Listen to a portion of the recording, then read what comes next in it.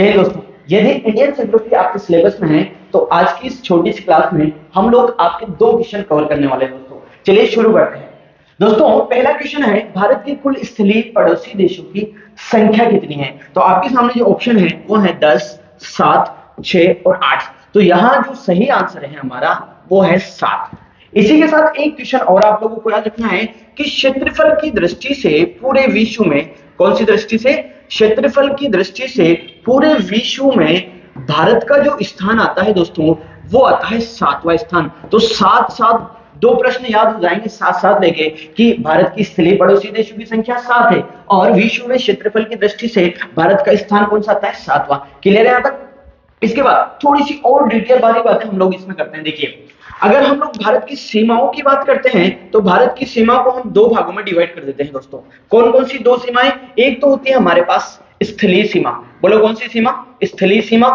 और दूसरी होती है हमारे पास जलीय सीमा, बोलो कौन सी होती है, जलीय सीमा।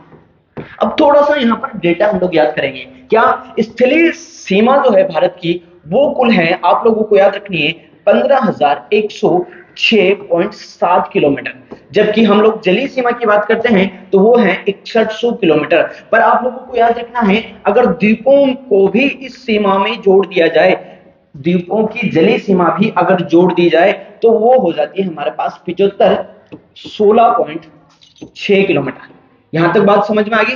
अब यहां पर देखना है कि स्थलीय सीमा पर हमारे कुल पड़ोसी देशों की संख्या कितनी है, 7 है। अब ये भी याद रखना है कि 7 कौन कौन से हैं, पूरा भारत जानता है कि 7 पड़ोसी देशों को कैसे याद कराया जाता है। ये बड़ी बात नहीं है पर फिर भी आप लोगों को याद तो करना ही है ना। एक बड़ी फेमस ट्रिक है दोस्तों, बचपन से एमबीए करने का सपना था। कौन सा सपना था आपका? बचपन से एमबीए करने का सपना था। ये 7 देश एक सेकंड में याद हो जाएंगे। पहला देश होता है बांग्लादेश, बोलो कौन सा होता है पहला, बांग्लादेश।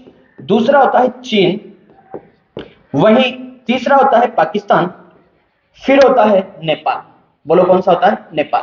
यहां तक कंप्लीट। फिर उसके बाद अगला जो देश होता है वो होता है म्यांमार, फिर उसके बाद अगला होता है भूटान, बोलो कौन सा होता है, भूटान। फिर उसके बाद अगला जो देश होता है वो होता है अफगानिस्तान, बोलो कौन सा होता है, अफगानिस्तान। तो यहां पर आपके जो 7 देश हैं वो एक छोटी सी ट्रिक में 10 सेकंड में आपको याद हो जाना चाहिए।